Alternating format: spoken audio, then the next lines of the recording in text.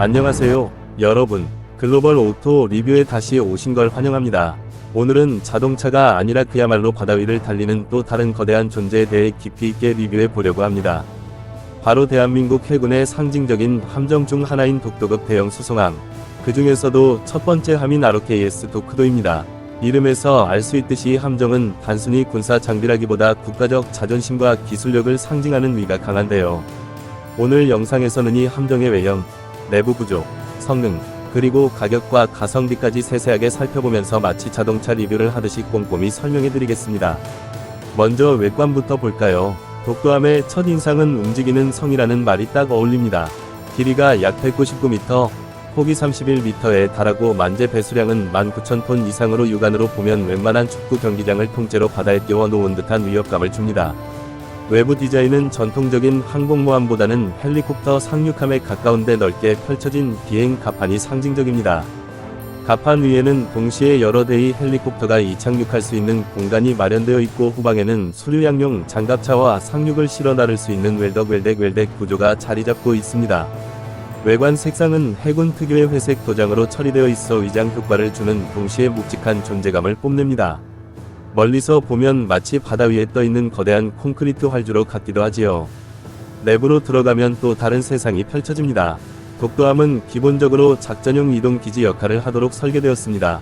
내부는 크게 세 가지 구역으로 나눌 수 있는데 항공 갑판과 경납고 상륙 장비를 싣는 웰덱과 생활하는 거주 구역입니다. 항공 경납고는 헬리콥터 여러 대를 동시에 수용할 수 있을 만큼 넓고 엘리베이터를 통해 비행 갑판으로 기체를 올리고 내릴 수 있습니다. 자동차 리뷰로 치면 트렁크 공간이라 할 수 있는데 그 규모가 웬만한 건물 한 동과 맞먹을 정도라 할 수 있습니다. 웰덱은 독도함의 하이라이트 중 하나입니다. 마치 대형 SUV의 파워풀한 적재 공간처럼 이곳은 수륙양용 장갑차, 고속 상륙정 등을 실어두고 작전 시에는 바닷물을 받아들여 상륙을 직접 바다로 띄울 수 있습니다. 즉 단순히 헬리콥터만 운용하는 것이 아니라 해병대 병력과 장비를 동시에 실어 나르며 입체적인 상륙 작전을 수행할 수 있는 것이죠. 거주 구역은 자동차 리뷰에서 흔히 말하는 실내 인테리어에 해당합니다. 독도함은 최대 720명이 해병대 병력을 태울 수 있고 승조원까지 합치면 1,000명이 넘는 인원이 생활할 수 있습니다. 내부 생활 공간은 군함 특유의 실용적인 구조를 따르면서도 장기간 항해를 견딜 수 있도록 식당, 의료시설, 간단한 레크리에이션 시설까지 갖추고 있습니다. 물론 고급 세단이나 럭셔리 SUV의 실내처럼 화려하진 않지만 기능성과 효율성에 최적화된 밀리터리 인테리어라 할 수 있겠습니다. 이제 성능을 살펴볼까요? 자동차의 엔진 성능과 마찬가지로 독도함의 심장은 추진 시스템입니다. 독도함은 COD 방식, 즉 디젤 엔진만으로 구동되는 시스템을 채택했으며 총 4,000마력에 달하는 출력을 자랑합니다. 이를 통해 최대 속도 약 23노트, 시속으로 환산하면 40km 이상을 낼 수 있습니다.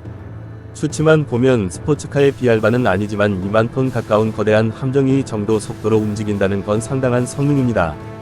항속 거리는 약만 해리, 즉 한 번 번 연료를 채우면 지구를 거의 반바퀴 돌아올 수 있는 거리입니다.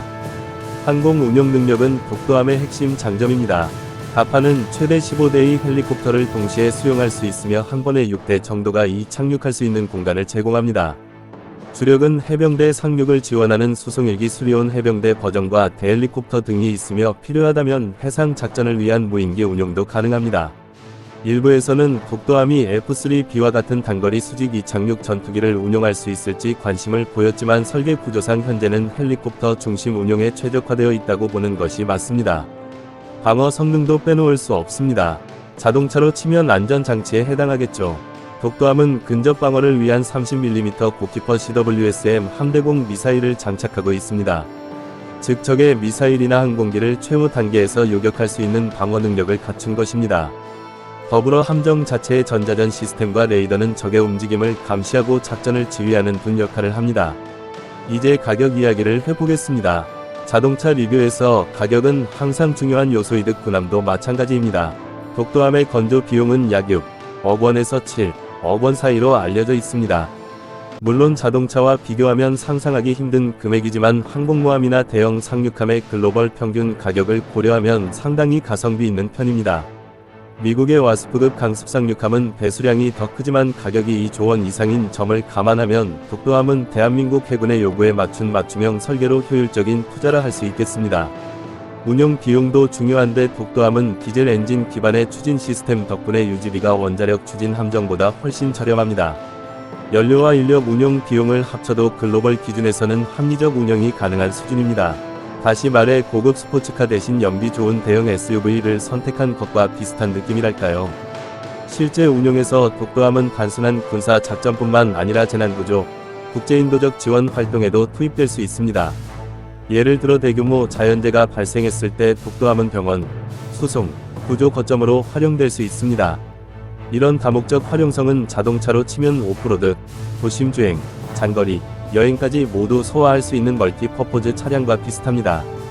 결론적으로 ROS 도크도는 단순한 전투 장비가 아니라 대한민국의 기술력과 전략적 사고가 집약된 상징적인 함정입니다. 외관에서는 위협적이고 당당한 존재감을, 내부에서는 효율적이고 체계적인 공간 활용을 보여줍니다. 성능 면에서도 항공 운용, 상륙 지원, 해상 작전까지 다재다능하게 소화할 수 있고 가격과 유지비를 고려했을 때 글로벌 기준으로도 높은 경쟁력을 갖추고 있습니다.